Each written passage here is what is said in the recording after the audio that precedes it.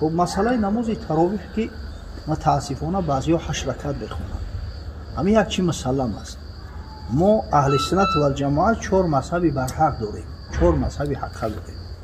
مذهب حنفی، مذهب مالکی، مذهب شافعی و مذهب حنبلی. همین 4 مذهب‌های برحقند. اگر چند پیروای هر مذهب در واجب است که با مذهب خودشون اقتدا کنند، نه که ما هم مذهب‌ها را مذهب‌های حق می‌شماریم. در همین 4 مذهب اهل سنت و الجماعت نماز تراویح نه کمتر از 20 رکعت است. امام مالک با 36 تاش گرفته ای 20 تا که یگان کس کمش نگفته است. مسلمان‌ها تو همین عصر 20 از مشرق تا به مغرب همه 20 رکعت نماز تراویح بخوندند. حضرت عمر رضی الله تعالی عنه وقتی که همون روایت صحیح است در مصنف ابن ابی شیبه، در مصنف عبدالرزاق اومدگی، میگه حضرت همین امر کرد 20 رکعت تراویح میخوندن و 3 رکعت نماز ویتر. ببینه با همون خاطر است که تو با امروز اگر چند که اینا در دولت سعودی عقیده‌ش و عقیده غیر مقلدی و سلفیه، نه که در مسجد هم مسجدهای اساسی در مسجد حرم، در مسجد نبوی نماز تراویح 20 رکعت میخونن. این همین فتنه ها را در همین عصر 20 ایجاد کردن بدبختو. اگه جو پیدا کردن بین تراویح، بین نماز قیام لیل، بین تهجد فرق گذاشته نتونستن. اولی بپرسه که همین 8 رکعت اگه جو دلیل میکنه و میگن که در صحیحین اومده است روایت مادر ما بی عایشه رضی الله تعالی عنها که وقتی که سوالش کرد ابو سلمه از نماز پیغمبر صلی الله علیه و سلم، میگه که مادر ما گفت که کان یصلی 4 فلا تسل عن حسنهن و طولهن ثم یصلی 4 فلا تسل عن حسنهن و طولهن ثم یصلی 3. از 4 رکعت میخوان، از زیبایی اون نماز و درازی اون نماز سوال نکنه. بعد یو با 4 تا میخوندم خیلی دراز و زیبا، بعد یو 3 رکعت. یعنی حضرت 8 رکعت زیاد نخونده است که غیر ویتر. گپشو همیه. ایتا عقلشون میگیره که همون در ابتدای همین سخن اومده است.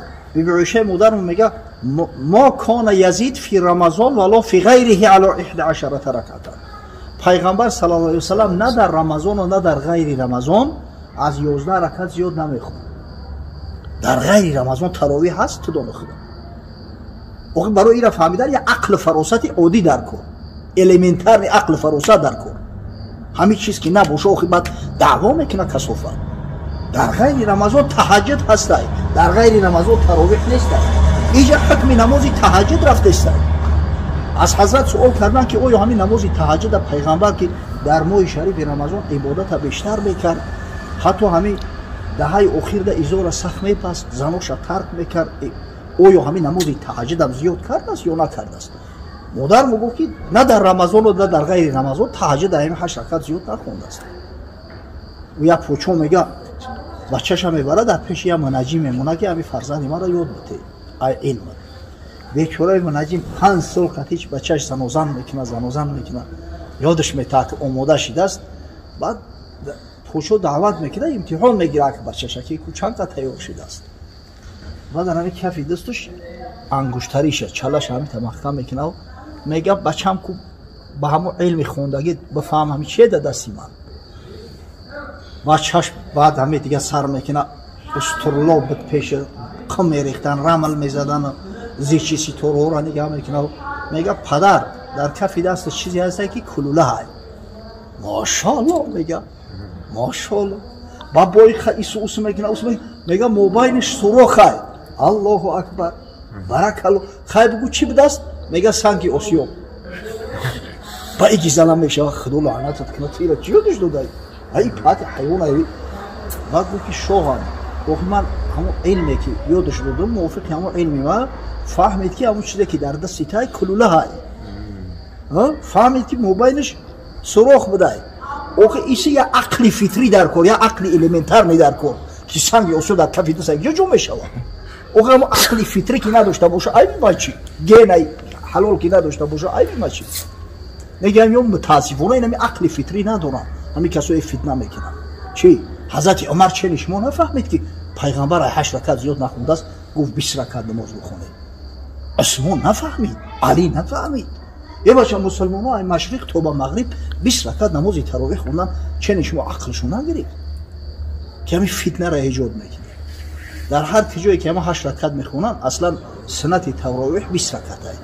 کسی ای 20 رکعت کم میخونه ترک سنت میکنه، ترک سنت خلفای راشدی پیغمبر میکنه که حضرت تاکید کرده است علیکم بسنتی و سنت الخلفای راشدین المهدیین.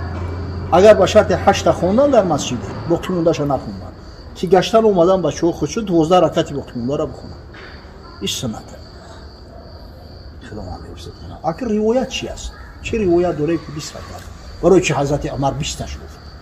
با این کسافت‌ها مونی میگن عمر خطا کرده، این زعم عمر ای، نعوذ بالله بدعت عمر ای. در صورتی که در کتاب سنن الکبری امام بیهقی روایت اومده از حضرت عبدالله ابن عباس میگه کان رسول الله صلی الله علیه و سلم یصلی فی رمضان 20 رکعت و یوتر بثلاث. پیغمبر خدا صلی الله علیه و سلم در رمضان میگه 20 رکعت نماز میخورد و 3 رکعت ویتر. ولی همین روایت که بگوی میگن این روایت ضعیفه. اگه ضعفش در کجای میگوی؟ ضعفش در همین بوده است که یکی از راویای حدیث به نام ابراهیم ابن عثمان ضعیف بوده است. میگن که به شرط بخاری همین آدم ضعیفه. ابراهیم ابن عثمان اگر تاریخ را ببینیم انا بابای ابوبکر ابن ابی شیبه ایران نواسش استادای بخاری است. انا همین مصنفی که قریب زیاده برای تابعین گرد آورده است کتاب همین آدم این خودش قاضی واسط بوده است. به یگان شک شما همین آدم ابراهیم ابن عثمان یک تابعی است، عالم تابعی است، قاضی است، در دوره تابعی قاضی بوده است در واسط. مثلا امام ترمذی را ثقه گوش کرده. ابن عدی میگه که این صدوق است، صدوق است. مقصد با روایات و با شرطهای ترمذی و ابن عدی مرد آدم ثقه است. حتی اگر هم شرط بخاری را بگیریم ضعیف شم که بگیم به یگان شک و شبهه بر روایات صحیحه که ای حضرت عمر و عثمان و علی روایت شده است که 20 رکعت نماز تراویح میخوندن در مثلا در حرمین. همین حدیث ضعیف قوت میگیره، این حسن لغیره میشود. هر حدیثی که بگذار خودش ضعیف باشه یا راوی ضعیف داشته باشه، اگر به شرطی که همون حدیث با خودش مطابق داشته باشه یا که شاهد داشته باشه او قوت میگیره یا زینه بالا میشود، او را حسن لغیره میگن. ولی یگون دعوا و جنجال حق ندونن همین کارا میکنن. هم 20 رکعت سنت است. کسی که دیده و دونسته قصدا هم 20 رکعت ترک میکنه، ترک سنت پیغمبر خلفای راشدین پیغمبر صلی الله علیه و سلم میکنه. هب پروردگار با گفته‌ها عمل کردن برای نصیب روزی. حضرت برای توبه این